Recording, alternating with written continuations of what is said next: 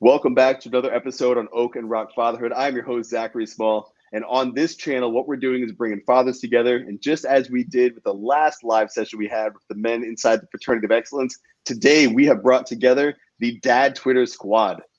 Now, this is a portion of the Dad Twitter Squad. These gents have been crushing it. There are a lot more out there, but we got a few of them together where we can connect our schedules. And we're going to be rocking tonight, talk about how the work we've done through Dad Twitter and then bringing the information we've learned there to our real lives, how it's improved our families. But most importantly, on Twitter, on social media, you see the platform, you see all the usernames and all the the little photos and the highlight reels going on. These are real men. These are real families. And so as we go through, I want you to see this isn't a joke. This isn't a LARP. This isn't like playing pretend we're macho fathers. These are real men improving their lives in a very real way. And they're doing so through their connections made through social media. But before we do that, I got to throw it to my man, Anthony. What's up, brother? Yo, what's going on, Zach? Another day, I'm pumped. Yeah, man. Excited to have this conversation. We talk to these guys every week on Twitter. It's good to see them face to face and be able to talk fatherhood, parenting, and how we've improved, right? Things we're doing so we can help other fathers, man. That's the goal. That's beautiful. And again, the Twitter spaces are cool, but seeing the face man to man, that just makes it more personal. And we're going to kick this off with Kala. Kala, where are you coming from? What's the Twitter handle? What do you have going? And importantly, how has Dad Twitter and your connections through social media made you a better father? For sure. Yeah, I'm Kala. You can find me on Twitter at Greater Forever. Primarily, I was using Twitter to run my coaching business, build an audience that way. But then last year, Father's Day, connected with Anthony. Just talking about looking for dads who follow the peaceful parenting way of raising children, and just looking for like-minded individuals in that regard. And since then, met you, Zach, and met all these dudes on Dad Twitter. Really looking for a brotherhood of offering each other advice, guidance, sharing struggles, celebrating wins, and it's made a huge difference of how I raise my children, how my marriage is at home, how I think as an individual. Since joining or connecting with you guys, I've joined FOE, where, from financially, romantically, physically, I've just overall improved by seeing other men share their stories, offer advice, and now connecting with these men in Dad Twitter, it just keeps growing. Like my relationship at home is growing because, last year we've never considered homeschooling, and that's something that we very much are talking about more and more every day. Never would I have thought my wife would sign us up for the Canadian Conference of Homeschooling, and we're attending that next week. It's just kind of like being unreal that now we get to, learn from these men and apply these lessons and living the dream that that we've had that I didn't think would actually happen, and it's happening. Living a dream. Yeah. So, Kala, what have you done in your home as far as fatherhood, right? How have things changed? Were there anything specific that you were battling, things that caused you problems that you had that mindset shift and you started to take a different route, peaceful parenting route, and you're seeing improvements, not only in your son's behavior but in the overall environment, in your home? Is there anything specific, or it's just been a Yeah. good journey? Yeah. So with peaceful parenting, and I'm sure regardless of your method of parenting, fatherhood isn't easy. And so I wanted to connect with other men and share my struggles. My biggest thing was I was raised in a home with a lot of anger. Um, I love my parents, but my mother would, have the mentality of, you better behave, your father's coming home. And that didn't really help in terms of having this fearful view of my dad. And so I didn't want to have this fear instilled relationship with my son. And peaceful parenting has been a way of assuring that. But like I said, it's not easy in moments of frustration. So my biggest thing right now is building a tolerance of patience with my kids, and always reminding myself that they're going through the same struggles as well. They, of course, lack the mental capacity of logic and reason, and so I feel like I'm growing with my son by kind of sharing that struggle or sharing that lesson. And because of these men, like I learned a tactical example would be from you and Zach. I remember we were running a spaces and you guys were talking about giving your child choices, and brushing the teeth at night was always a struggle for the longest time. But now we have 5 toothbrushes in the bathroom, and we name them, and it's a game. And so like a little change like that made a big difference, and that is simply because of learning from other men, other fathers, and sharing methods. That's the beauty of this, is we're swapping notes. We're exchanging things, and maybe you have an idea now that you would have never had otherwise. But that's the strength. That's why we swap the notes. Anthony and I were talking earlier. We've learned so much that we didn't know. And then someone's like, hey, try it that way. We're like, oh, damn, I didn't realize that was a path I could take. Every time you guys see me do this on the thing, I'm not saying I love you to you guys. My daughter's going to bed. So that's I love you. So I think every episode we've done a live stream, I've done that. So that's what that is for anybody wondering. But Callie, that makes perfect sense. It's exactly why we're doing what we do. Like the exact reason. Because it helps fathers understand, like, oh, there's another way. We don't have to fight every dinner. We don't have to fight every meal. We don't have to fight every bath or shower or brushing teeth. Life can be better. You just got to find a new way to go about it. And that's one of the things I've loved seeing. Because every man on here, and again, to the point of this entire panel, you hear us on the Twitter spaces. You see our content bouncing around all over the place. But here are these men right now sitting down to swap the notes live. That's not something that's normal. That's something that we're making normal. Every man here is normalizing that through their content and their contribution to the entire movement overall. And like I said, there are a bunch of guys in the chat. So we've got Mike Schiff over here. What's up, Dad Twitter? What's up, Michael? We've got Marcus. What's up? Mr. Finn. What's going on? Jimmy G. These guys, Dad Twitter is a whole thing. It's a whole movement. And fathers are understanding, hey, we have permission to go and do this thing. It's not weird to talk about being a dad or wanting to be better. It's a beautiful thing. And all of us are different, but we're doing it our own way. And it's awesome to be a part of, because like you see it everywhere. And like, yeah, look at that dude go. That's a Dad Twitter guy. It's like a private club. We got to get a handshake. I wanted to throw it to Adam.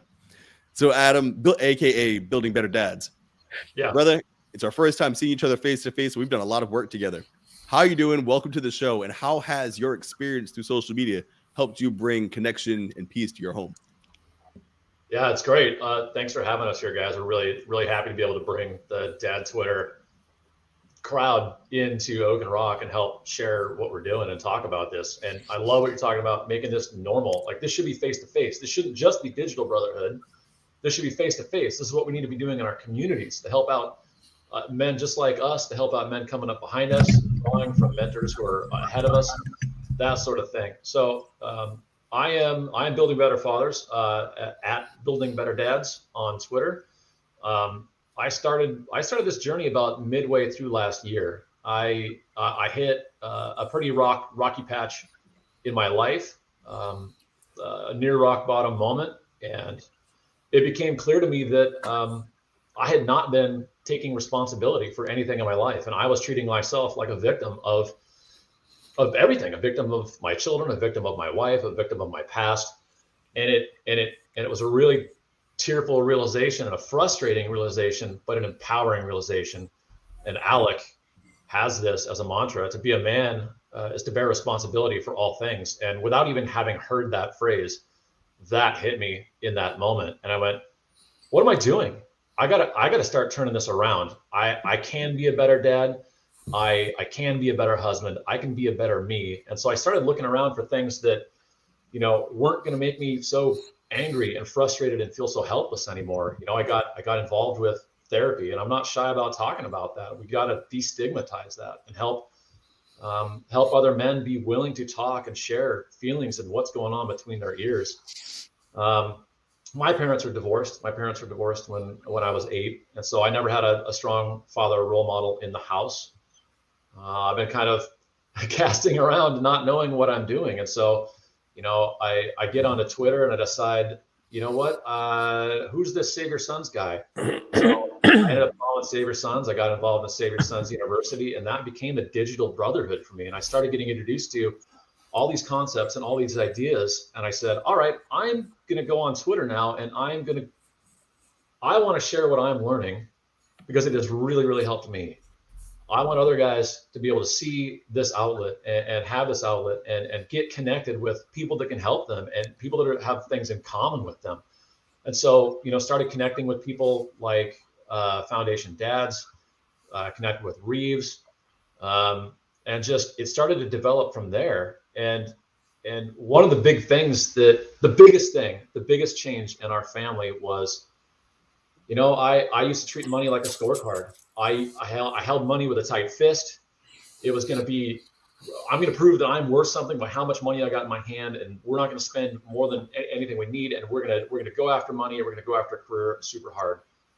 And my wife was at home with both our boys. They're 7 and 3 through the entire pandemic. I work in a job where I was outside of the house, and she steadily, her mental and emotional health, like her emotional capacity got shorter and shorter and shorter, and she got angrier and more frustrated and more short with the kids, and the home environment was getting worse and horrible. And it finally took this realization for me to go, well, I'm the only one standing in the way of her coming home from work. I'm the only one standing in the way of her becoming a stay-at-home mom. She's afraid to do it. She realized she was leaving work to get away from work, but also heading into the home because she wanted to spend time with the boys, and I was standing in the way of that. And I was like, finally, I figured it out. Family's more important than finances. I've got to put my family first. Honey, quit your job. And she, at first, it's such a 180 for her that it didn't even register. I said, no, quit your job. You got to come home. It's going to be a massive impact on you. You're going to get happy. You're going to get healthy again. Our relationships with our kids are going to improve again. And it absolutely has done exactly that. The kids aren't having tantrums anymore. They aren't fighting with us. They aren't arguing with us. We're a more cohesive unit. And it's not something I even would have imagined was possible 4 months ago before I said, let's give up your income. Because it's a decent income. But I've heard you guys say it on another podcast. It's, a lot of people want what the material wealth that a 2-income household brings, but they're missing the wealth that a 1-income household will bring you in terms of how your kids are and how your family life is. And beyond that, just connecting with guys in dad Twitter, like connecting with Kala, we've hired him as a fitness and nutrition coach, doing a ton of protein. My wife's lifting weights. She wanted to get into that. We're all into the whole foods, getting healthy stuff in our bodies. So we've got more energy to be present for our kids, and we live longer to be present with our kids and enjoy our families. My whole mindset has shifted. I used to try to do the easy thing, try to do the comfortable thing. Let's be successful doing as little as possible, because if I do something hard, that's going to be too hard, and I can't do it. I'm not going to make it. And what corrected that was connecting with I Am Coach Clint and having him recommend to me No More Mr. Nice Guy, and reading that and understanding my nice guy tendencies and combating that and setting it aside, and now adopting an idea in my head of I can handle it. Whatever happens, I will be able to handle it. So it's more of a, there you go, Kala. Yes. It's you guys and planned that. It's a mantra on Twitter. Do the hard shit.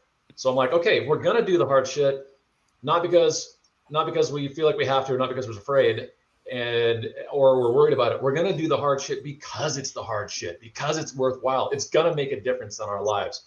So I got back onto a fitness schedule, started lifting weights again. I'm on hiatus right now. I got an injury, a tragic sledding injury on a snowstorm, but Kyla's going to get me back into it. But, yeah, taking responsibility for my life, doing hard shit, family before finances, goal setting, making a game out of stuff like that toothbrush thing is awesome. Like we make our kids clean up the playroom every night before dinner, and it's tooth pulling, but you turn it into a game and say, I bet I can pick up more than you faster than you can, and you will never see them move faster than that. And that's an idea I got from Dad Twitter. So it's a digital brotherhood. It's a community that we are learning and growing from each other, and I am grateful for it. And I just hope to be able to give back and put into other people's hands the tools that I have received, and the hope and the vision and the desire to make myself better. I want other people to have that too. Have you been on a podcast before? No, I haven't. So you just absolutely dropped motivation, information, and you dropped like 10 resources and like give a shout out to about 8 people. That was fantastic. Like that was executed flawlessly. So very well done. And you did it with great enunciation and just delivery across the board. So very well done. And I know the other Adam has solid, praise and, thumbs up for choosing to go with the one income and putting presence of being with your family over presence as to how much you can buy them. But before we get to that, Adam, let's go to Alec, the most frequent guest on this podcast to date. Alec, I think it's 1 o'clock, 2 o'clock in the morning for your brother, but you're in the future. Tell us how it is. And more importantly, how is the family? People have heard from you, but man, again, with this panel and these men, this is the first time getting the squad together. Like we've kind of piecemealed it with a few here and there. This is just the OGs that have been kind of going at it for a long time now. And so how are you feeling with seeing this play out? And then your personal experience with going through and using Twitter. We've heard your story, but again, how has that really impacted the home and continuing to impact the home? Yeah, man, it's no longer Groundhog Day right now. No, it's really inspiring on a completely new level to see.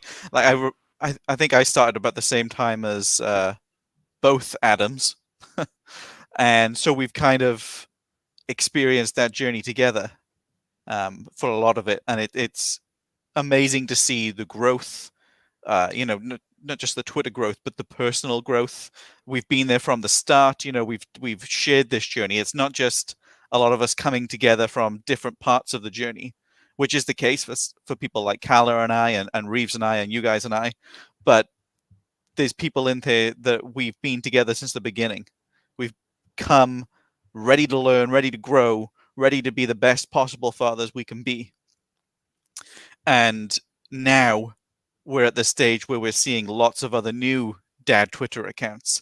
Lots of other people are picking it up, with 50, 100, 200 followers. They're just stumbling across them. And that is unbelievable in such a short space of time as well. I mean, like both Adams and I started about halfway through last year. So to be where we are now, where there's all these extra dad Twitter accounts coming through, it's surreal. It's awe-inspiring that this movement of just making better fathers, just men stepping up to normalize fatherhood and to share being good fathers and peaceful fathers and hopeful fathers is becoming normalized. It is working. It is happening right now. In terms of me personally, my issue was never really anger in the home. I've never had an issue with that. Mine was more the flip side in terms of almost apathy and being on autopilot, not being intentional. That was my biggest issue. And just cruising through life on autopilot. There was a series of events for me that woke everything up. And I stumbled on dad Twitter and things just went like a roller coaster then. And the difference within my home is drastic because the difference within me is drastic. I'm more intentional than ever. I always had this sort of image in my head that I'd love to have this massive tree in the backyard of my house for my kids to climb. And I realized pretty soon into Twitter that if I didn't actually become intentional in my parenting, in my fatherhood, in all aspects of my fatherhood, that by the time I could provide that for my children, they'd no longer be children. We have all these dreams that we think about as a father and as a husband and as a man, and I think we just keep them there as dreams, and we always assume they're unattainable.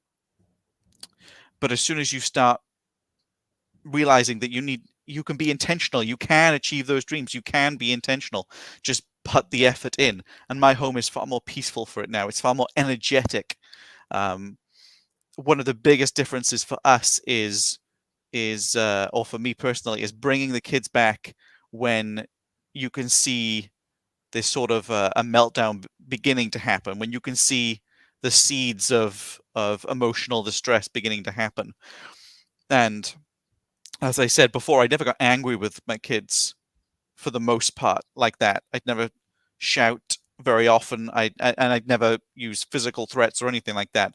But putting the effort in to connect straight away, being intentional and connecting with my children when they're in these sort of these seeds of emotional distress are starting to blossom, brings them back down almost immediately, and we're able to resolve the situation. And I've learned, by getting in there straight away and by connecting with them, everyone ends up happy, much quicker. Everything resolves much quicker, and we're able to move forward. There's no hidden resentment. There's no dismissing of people's feelings, And the second biggest thing I've learned from Dad Twitter is leadership. And that's such a major thing for me. As I said, I was just on autopilot, and I've seen the amazing difference. One of the biggest things for us in terms of leadership was being healthy and losing weight and getting physically active. Before Dad Twitter, I was eating a lot of junk food. I slipped a lot in being intentional with being healthy with the kids. And we tried over the years several times, or at least my wife had tried several times over the years to get us to be fitter, to get us to be healthier. But we always kind of relapsed, as people do. But then as soon as I decided, right, I'm done. That's it. I'm stepping up. I'm leading this family into a healthy lifestyle, into a complete lifestyle change. I'm going to the gym. We're eating much healthier, lots more protein, much more whole foods. Here we are today, and we're still on that path now. Our lifestyle has changed. I've lost a lot of weight. My wife's lost a lot of weight. I've built a lot of muscle, and my kids are exercising of their own accord. That's the beauty of it. I'll come downstairs and my son is doing these little weights that he's stolen from his great grandmother, just of his own accord. And my daughter is doing kids exercise videos on YouTube in the morning. Nobody's asking them to. They're just getting up and they're doing it as part of their morning routine. So that's the beauty of Dad Twitter is learning these fundamentals of fatherhood that so many men miss out on. No, that's a great point, Alec. And Michael Schiff said in the chat, taking care of yourself is an incredible way to show your family you care about them. And what you were alluding to, right? Taking care of yourself, your physical health is very important. We want to set that example for our kids. And what Adam was talking about with the No More Mr. Nice Guy, I think is just as important also, is to teach our kids to be confident, to be assertive, to have good self-value, right? Good self-worth. And it's just as important to show them that we physically take care of ourselves and that we also emotionally and mentally take care of ourselves, right? We're working in that area of ourselves also. And that shows up, to bring it into the peaceful parenting aspect, when we have patience, when we are calm in tough times. That's when our kids, the same way they learn to be physically strong from seeing the example from us, when we're calm, when we're confident in what we're doing, they learn that as well. So I want to make sure that the dads listening, they don't miss that point as well. Right? Is everything we do, our kids are watching. So it's real important that we do set a high standard with that. Yeah, man. The mantra that that really resonates since joining Dad Twitter is the kid. You know, your kids will do what you do. They won't do what you say. You know, their lives will be shaped by what you do. It doesn't matter how much you spout towards them. It's not going in. They're just going to copy you. If you're able to emotionally self-regulate and you're able to show them respect in their times of emotional distress, that's exactly what they're going to be able to grow up to do.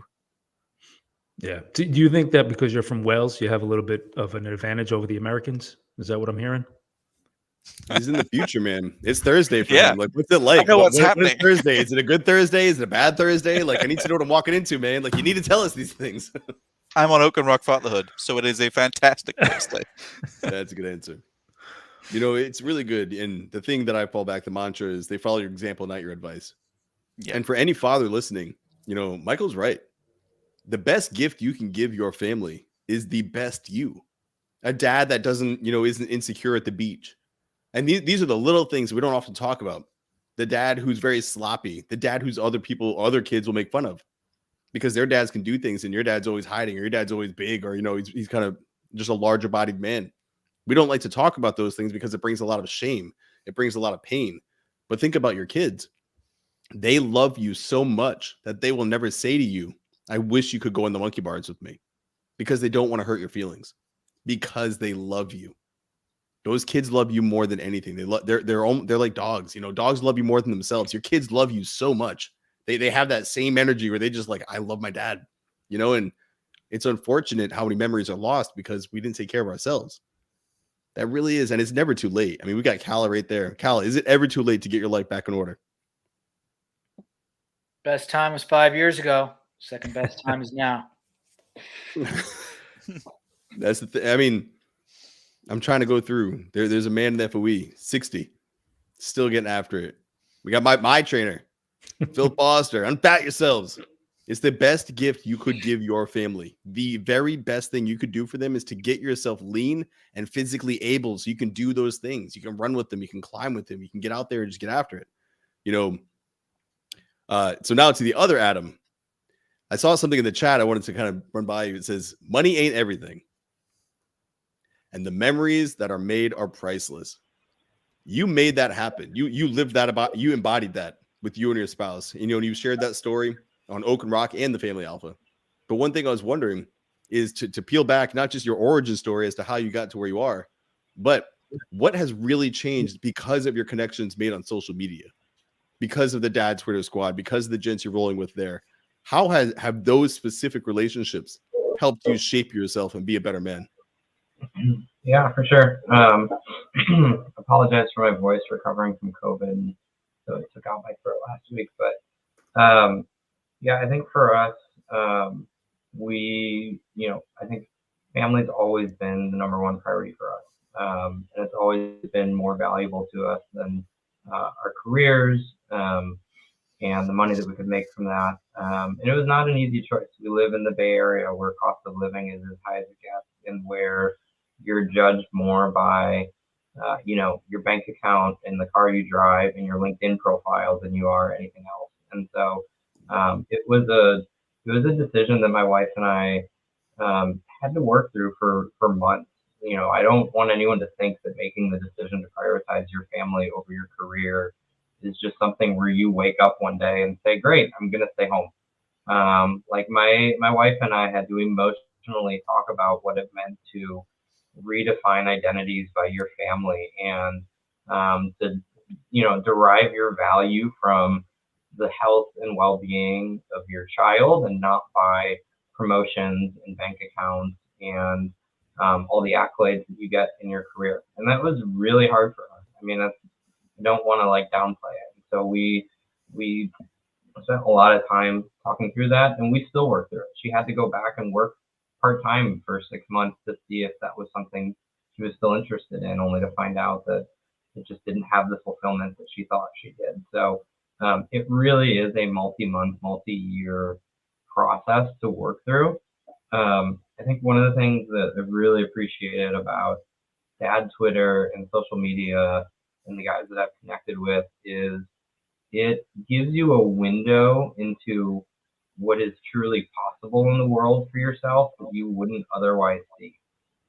Because you can surround yourself with people, whether it's all the gentlemen here or, other guys like Save Your Sons or Tyler or, whoever you want to throw out there that's, running around, going to the gym every day, eating healthy, spending time with their kids.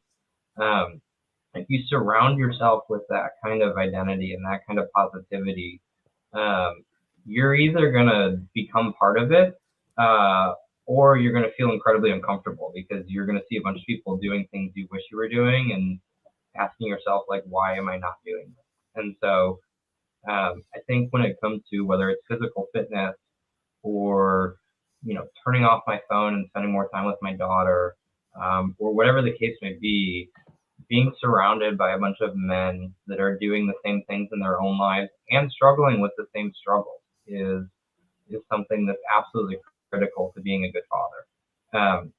But I also think, one of the things that I'm really excited about with Dad Twitter and what Dad Twitter is doing for me is I think there's this journey that we all go through as human beings, particularly when we're going through transitions in life, where you have to sort of define your identity and set your foundation and set your platform. And then once you have that, you start to build on top of it and you start to achieve things you didn't know you were capable of achieving. You start to push yourself harder than you thought you could push yourself. And so, two of the things that I've seen coming out of that is I sort of, I think Dad Twitter has helped solidify my platform for what it means to be a good father, what it means to be a present husband, what it means to love my wife and my daughter above all else and influence my decisions in the way those go. And so that has given, first off, that's given my family the confidence to go out and attack the world because they see me being a leader in the household. They see me having confidence in the face of adversity. They see me saying, it doesn't matter who's president, what the weather's like, what our bank account looks like, what the market's doing today. Like, I'm going to be the same husband and the same father for you every single day, and you can count on that. And that gives them the confidence to then go out into the world and say, I can build my identity knowing that we have a safe home and that I have a husband who is taking care of us financially, and I have a husband who's looking out for our faith journey. And so I've seen, by having my platform, I've seen the confidence in both my daughter and my wife grow just in the 3 or 4 months that I've been part of this group because I've been able to project that on them. And then the second one that I'll say real quick is now that I have that platform and I've experienced this amazing brotherhood with all these guys on this chat, and I see like every day we have these chats and we support each other. And, when my wife and I have lost pregnancies, like the first guys I turn to is, and I say, hey guys, like, can you pray for us? Like, it's a true brotherhood where we support each other and we lift each other up when we're down. I've now stepped back and said, why, what's stopping me from turning around and offering that in my own community? Why, like, I want to be part of these guys and I will continue to be in social media and they're brothers to me, but I'm also sitting here saying my community around me is missing this. Like, I know dads within a 4-block radius of me that have children that are overwhelmed, that are struggling with all of the same things that we're trying to fix on Twitter. And so I'm sitting here saying, why can't I offer a space for some dads around me to enter in every once in a while and do the same thing? But I couldn't do that if I didn't, A, have the example of all these great gentlemen on Twitter, but B, also have their support and their platform to say, you can do this and you should do this because this will make a difference in your community. So that's kind of the short answer if I'd say how Dad Twitter's made an impact in my life over the last couple months. That was the short answer? Yeah, that was the short answer. No, I'm just kidding, man. That's very well said. What I really like how you ended that. It's basically a call to action, and that goes for all of us. It's all right, cool. You're doing these things and learning them, but that's literally, I mean, you can ask Anthony almost every single one that we wrap up. Don't just listen to us. Apply what you learned. That is the step so many miss. Is taking this information. That. It's new. I'm going to coin it today. Just apply the damn thing. Your life's not going to change until you do the work. Well, and that's why it's funny. I was laughing when Alec was talking about how you have to lead as a father because your children aren't going to do what you say. They're going to do what they see you do. And quite honestly, that's not true. That's not just children. Like for us as adults, we behave the same way. Like we respond better to watching other men and being surrounded by other men that are doing the things that we want to do and that are challenging us through their example to be better. We don't all respond very well to a man telling us just to be better.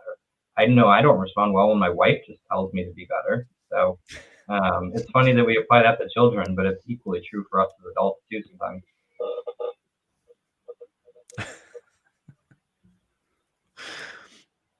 No, I'm just laughing. We can jump to Reeves. I want to hear what Reeves has to say. I'll get back to work. I want to point something out.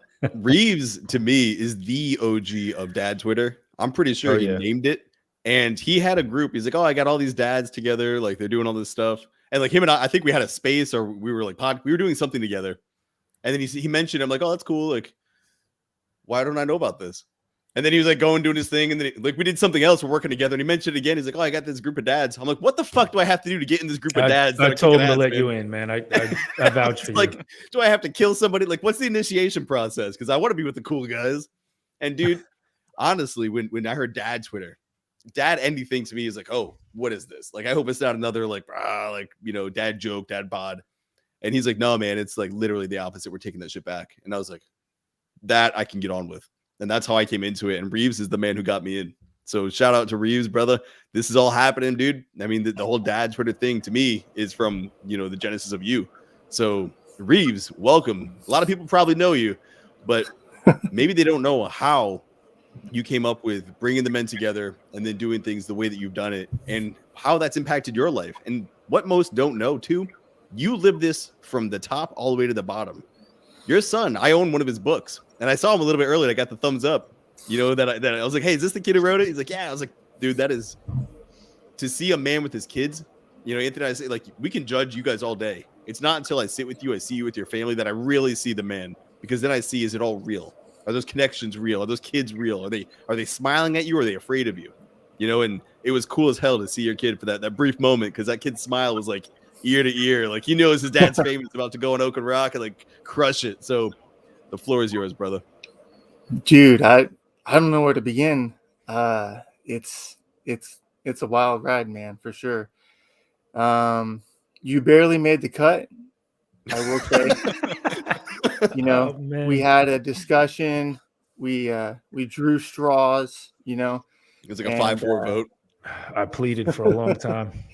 Thanks, brother. And you made it in. Yeah. I was running an errand with my son, and I was like, oh man, I got to get on Oak and Rock. So I popped it up on my phone, and I was like, hey, hold this. And so he's all, boop. So he hit the button, and I guess he popped on and said hi to you guys. That was super cool, man. So, man, dad Twitter's awesome, dude. It's funny. I don't know where the genesis of the term came from, dad Twitter.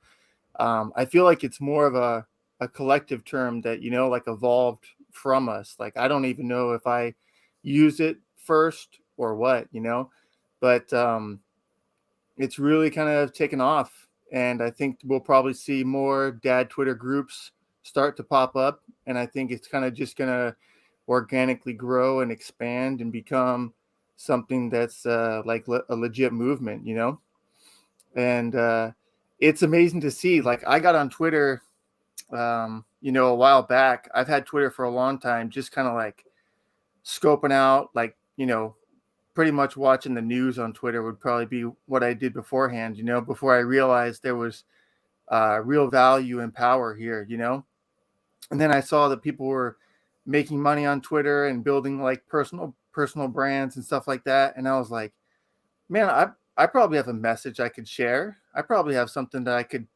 pass on to society that would be helpful, and so just, after a while, you kind of like find your voice, you figure out, like what kind of message you want to bring to the world, and definitely for me, like talking about my family and talking about being a parent and being a dad and passing on your values and being intentional You know, like a lot of those things are missing in our current society. You know, people need those in their family.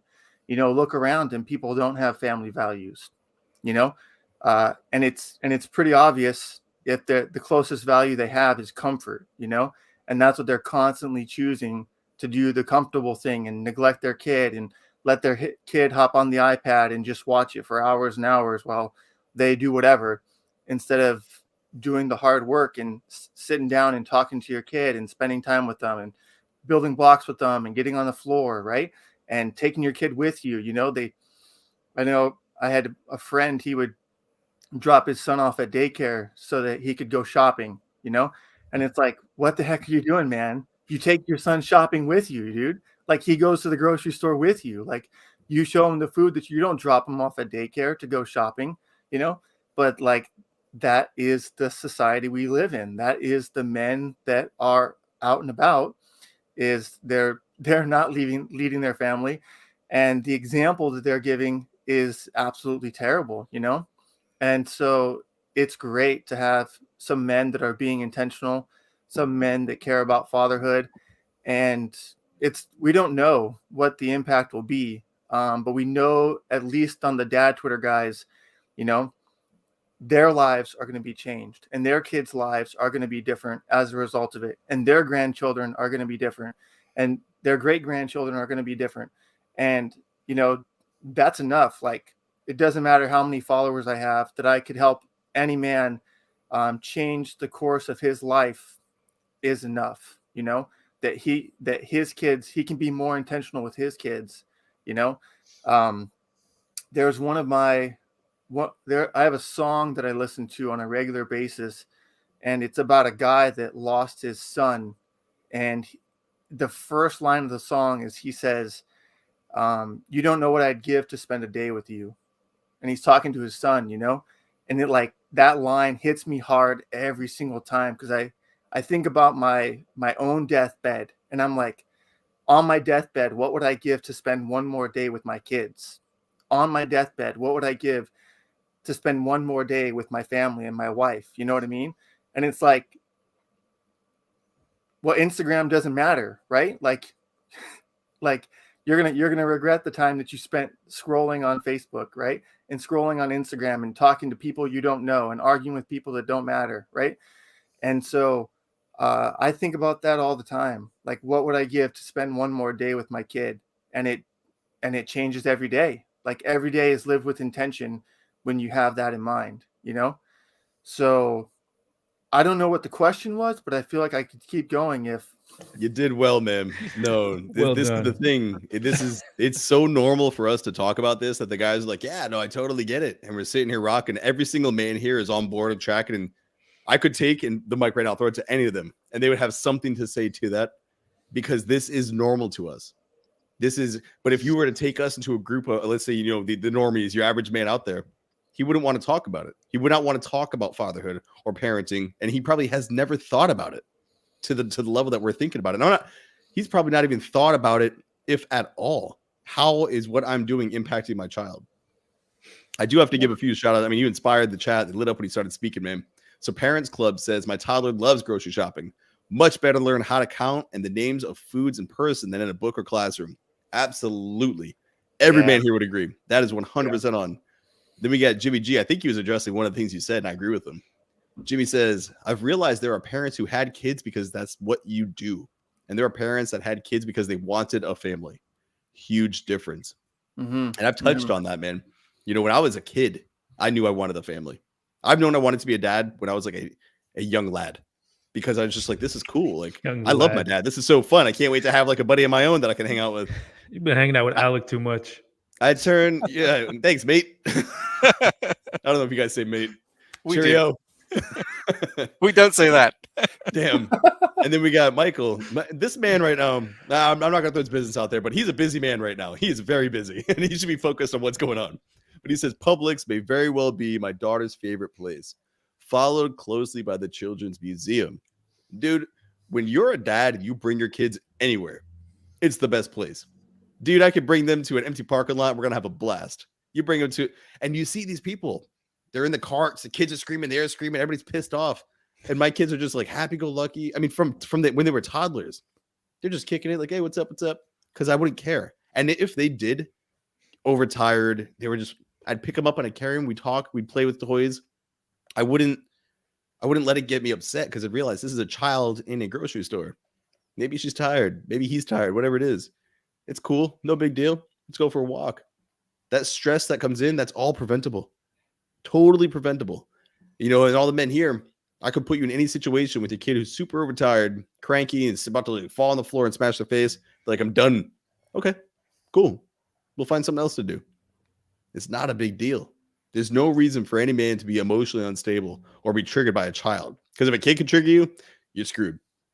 Life is much more difficult than a child. A kid's just having like a little release because they don't know how to communicate what they're feeling. The world will kick your ass. I do want to say, I've been impacted by dad Twitter a lot for sure, and Twitter is just an amazing platform for making that happen. I do remember a Spaces with you, Zac, and you were talking about, being patient with your kids, and you were like, yeah, maybe I asked my kid to make his bed, and, he was having a really hard time doing that. All right, well, whatever, let's go jump on the trampoline. And that hit me, I was like, oh man, yeah, it's not really that big of a deal. It'll be okay. Like, he didn't make his bed. That's cool. What? Why am I going to fight my kid about this? I think that probably one of the biggest impacts that dad Twitter has had on me is being way more patient with my kids. I can say for sure before dad Twitter, I would get on edge a lot quicker when my kids did something, and there's many reasons for that, but dad Twitter has made me chill out a lot more and go, yep, my kids are being kids right now. It's cool. Let's find something else to do with them. Let's find something to hang out, sometimes we go to Costco as a family and we'll park our car in the furthest parking spot ever. My wife will go shopping and then we'll play soccer in the empty parking spots. It's like my kids, they didn't want to go into the grocery store. All right, well, whatever. We'll hang out in the parking lot and we'll play. My wife will be happy that she's, shopping on her own. And it's like, instead of like, all right, you got to go in the grocery store. I'm dragging you in here. Let's go. I know you don't want to be there. But you have to do it. So let's go, and turning the grocery store visit into like a fight or something like that, And so those type of alternative things where you can just be patient with your kids and find other things to do, and admittedly, we do that type of stuff a lot, where I'll just take my kids and we'll just walk laps around the parking lot while my wife is shopping or something like that, And so, man, I probably would not have the patience now that I have with my kids if it wasn't for dad Twitter. Hold on, there's a Costco with an empty parking lot. I didn't know that existed. Dude, our parking lot's massive, dude. It's like, I don't know, they bought 25 acres of land, and so they converted 3/4 of it into a parking lot. Yeah, I think one of the things I wanted to mention again, or real quick, piggybacking on everything everyone has said, is one of the things that I love about dad Twitter and Twitter is everything that every dad has mentioned tonight is available to everyone out there. The ease and accessibility of Twitter is a game changer to what you're able to do as a father and the community that you're able to build. And I spent, we moved out here and I spent a year and a half, 2 years trying to meet other fathers in the area. And it's so hit or miss that you can find guys that you connect with, guys that have the same values, guys that do the same activities that you do. And honestly, most of it was missed. And so you can spend a lot of time and a lot of energy trying to build these, one by one in-person relationships, and you can fail a lot at it too. It's exhausting, and yet you can show up on Twitter, and within 3 weeks of being on Twitter, I all of a sudden had 10 new best friends, and we were all challenging each other, but we had the same values, and we were all working towards the same goals, and it was amazing. And as I said earlier, it now is the platform and the foundation that I can use to go offer value to my community and instead of looking for value myself and potentially not finding it. Yeah, man, that's one of the beautiful things of Dad Twitter, and one of the biggest things for me was bringing brotherhood to other fathers. Where, as Zac, as you've said, we're kind of the minority at the moment. There's a lot of people who are like my previous self, stuck on autopilot or dismissive of their kids, and it is hard in your geographical location to find fathers to connect with sometimes. And the importance of brotherhood is lost on a lot of men. And Dad Twitter meant brotherhood for me. The first real taste of brotherhood. I know when I'm having if I'm stressed or having a bad day, I can jump on Twitter and connect with men who will inspire me back onto the path of intention and greatness and bettering myself. I know that I can go to them with a problem and we can talk it through. I know that they will hold my feet to the fire to keep me on that path. And that is something I have found, and I think a lot of the men on Dad Twitter have found, that we've been lacking. Don't make me fly over there, Alec. I swear, I was man. just thinking that, man. I was talking to Anthony. We need like an international trip. I don't even know where Wales is. Come on, we ain't going there. We talked about this. It's next to dolphins. What were you gonna say, Kala? I was going to say, I just kind of want to add to that. If you can't find it, create it. Create it yourself. Start the brotherhood. Put your message out there. There will be men that respond. I know that's something that where I kind of found these men. I just kind of put it out there. And had I not done that, I don't know where I'd be today. So if you can't find what it is you're looking for, create it. No, definitely. To me, it's weird that it's 2022 and we're sitting here having a conversation about how to be better dads. How does this look? What we can do? How we can help other fathers? Just to think, I think about that and how far removed we are from the family unit. How far removed we are from how important this is. That it's completely removed from society, and we have to bring it back. Right? We have to rebuild it. And we're doing it, right? I think Reeves was saying, right, it's not that big yet, but we're working on it every day. Every day it's growing, and every day even if we know it or not, we're adding value to another man's life, right? We're sharing our story. So it is about the men that we see doing great things, but it's also about us having the courage to speak up and say, hey, you know what? I've applied these things to my life. I've made improvements, right? I've seen things change in my family. I've become a better man. And this isn't subjective, right? These are things that we're actually doing that are really good for us, that are good for our family. And we're sharing that with the world. And, I'm sure most of you men, just like me, right? I have men who reach out to me daily and who have like, hey, man, you've actually changed my life, right? Things are so much better in my home now. I don't fight with my kids. Like Reeve said, I don't waste time arguing or worrying, right? Having that fear-based parenting where, we worry if our kid doesn't go to bed on time or if he doesn't do his homework at that moment, he's going to wind up homeless and living under a bridge. We don't worry about those things because we know it's not true. So I think it's great that we can have these discussions.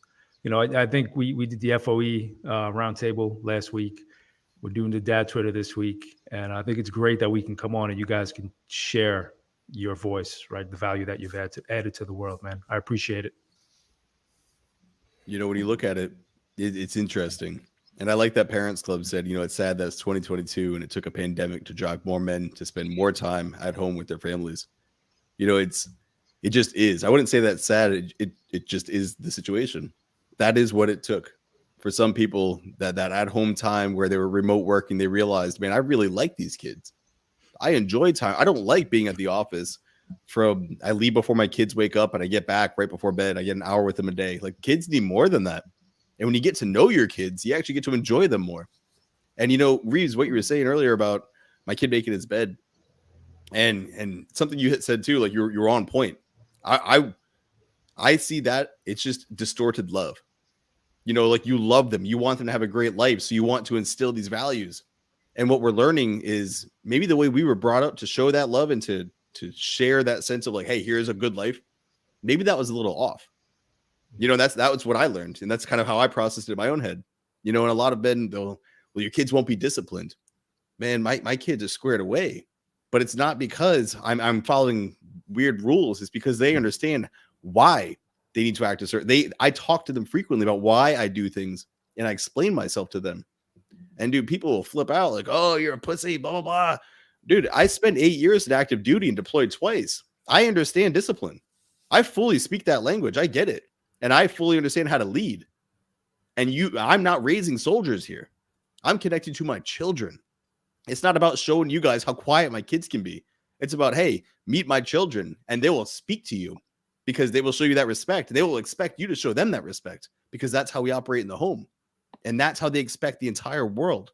And so when you see all these parents right now so stressed out with everything going on, it's my hope that we show them that other way to kind of shift that perspective on how they show that love, because they are worried that the world that they're raising their children in is not going to be the best world. And rightfully so. A lot of weird shit's going on.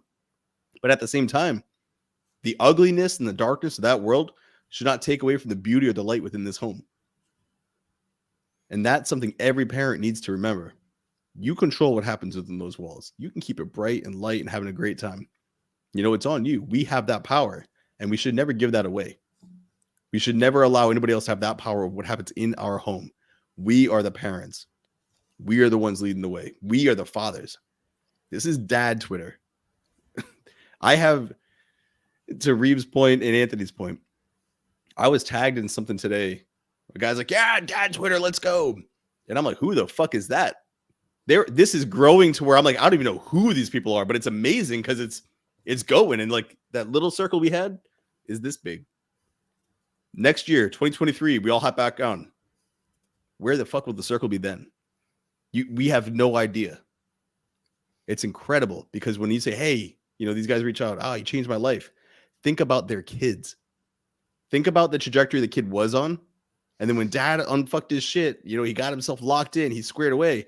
That kid's trajectory, like my dad was a beast.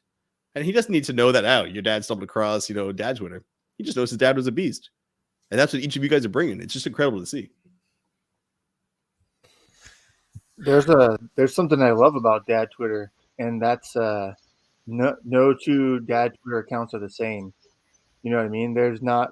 These are not robot accounts out here spouting the same thing over and over again. Like, we all have our own experiences.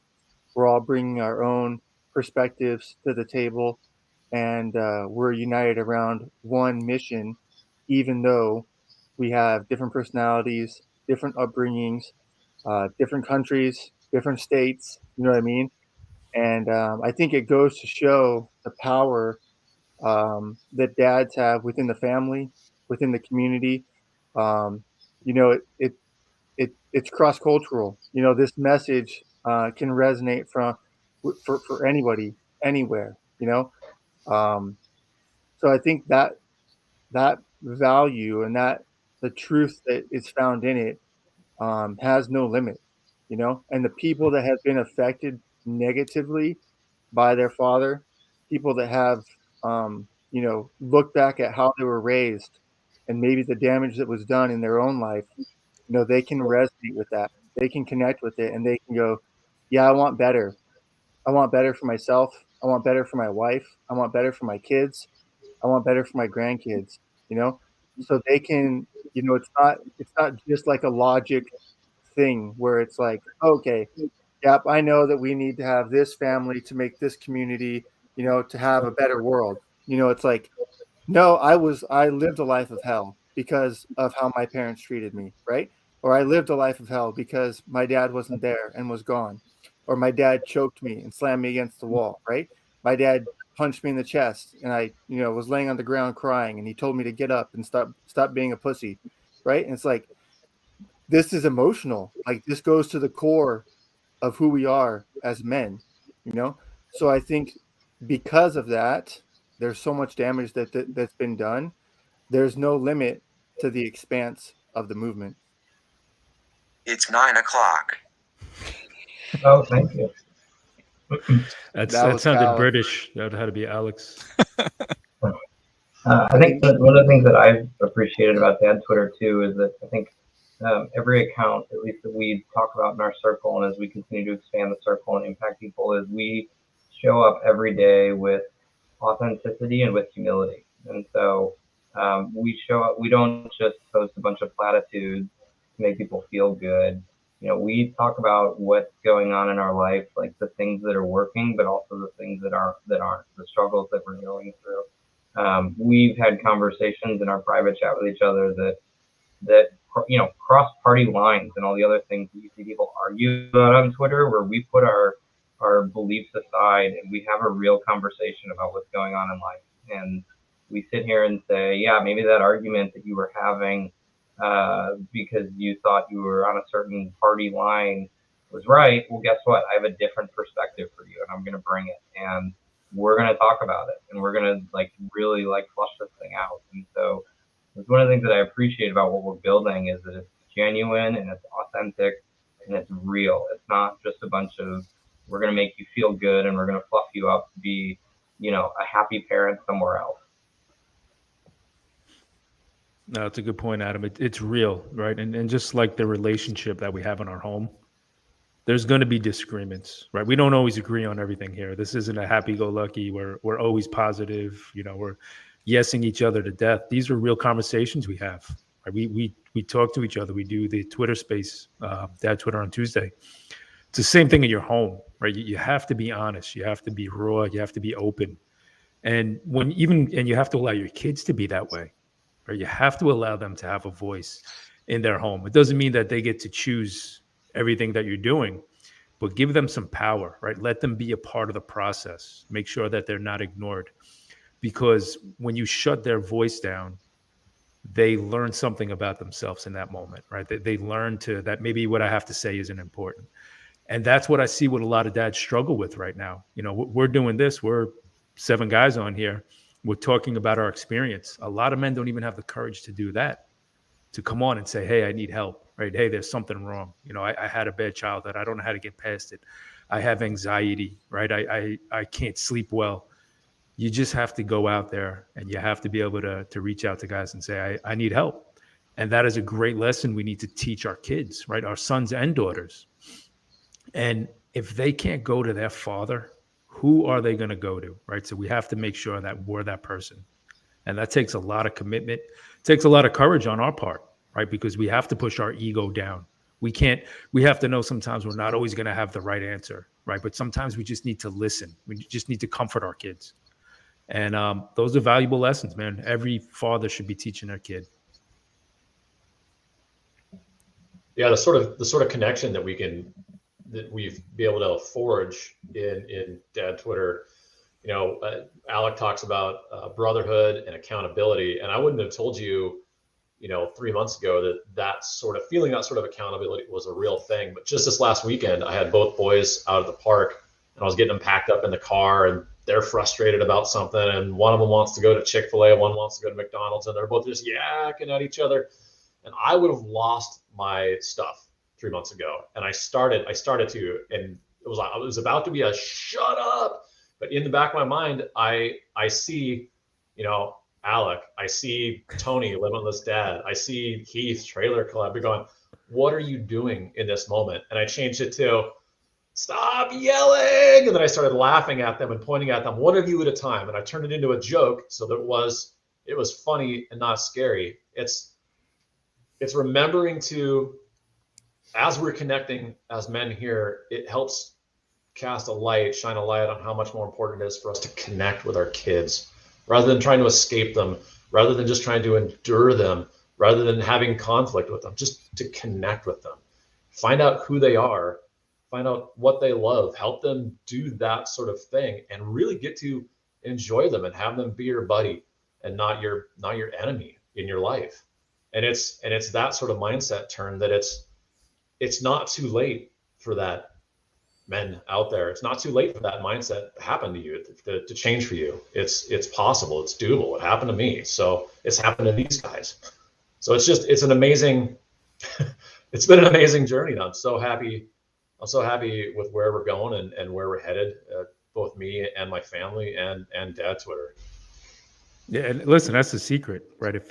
If you have kids who are misbehaved, the secret is to connect with them. That fixes it. It's as simple as that, right? If your kids, they have temper tantrums, they're lashing out, they're misbehaving, connect, solves the problem. Well, it also requires you to understand that they're not you. Your kids are Yeah. not you. They're their own person. And so the way I look at that, when anything's going down with my kids, I speak to them like the future man or future woman they're going to be.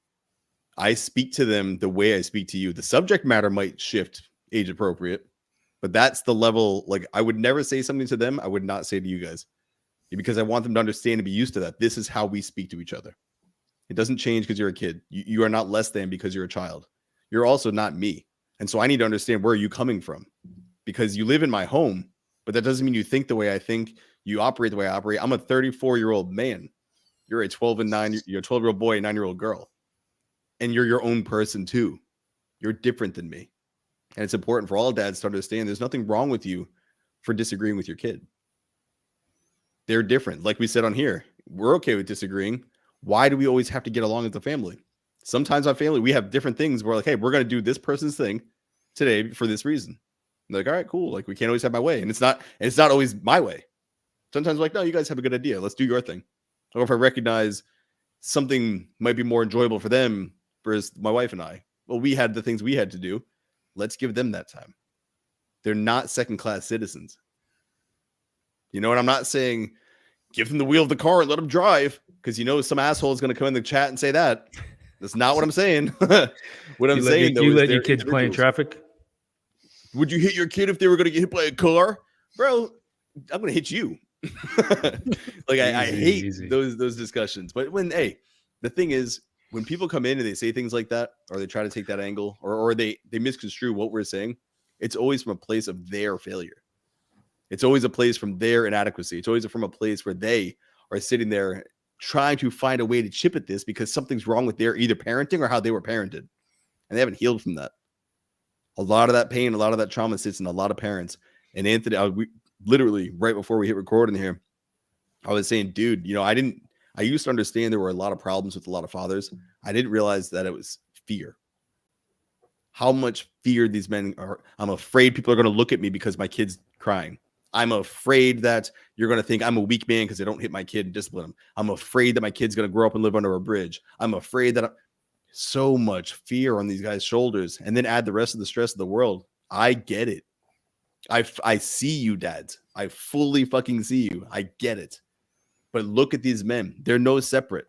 They're not different at all. They're living in the same world under the same conditions, but they've chosen to be different. They've chosen to think differently, to act differently, and to raise their children differently.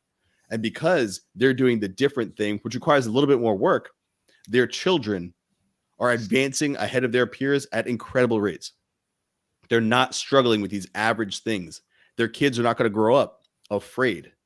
They're not going to have to overcome fear. They'll have already done that because their father faced his own, and he showed them, and he let them know how to live that out themselves. That's what we're sharing on Dad Twitter. That's what we're doing. This is not a special club where you've got to be perfect and have your shit together to join. No, get in and work with us. We are doing the work. We're still working. Like every single man on this panel still has a shit ton of work to do. None of us have made it because guess what? We're pretty messed up. No matter how much we have done and achieved and everything, we've never raised a kid that is the age of our oldest kid the next day. And so we got to keep going. I've never raised a 12-year-old who's 12 point whatever it is tomorrow. I've only raised him up to today. Tomorrow's the new game. Tomorrow we start again.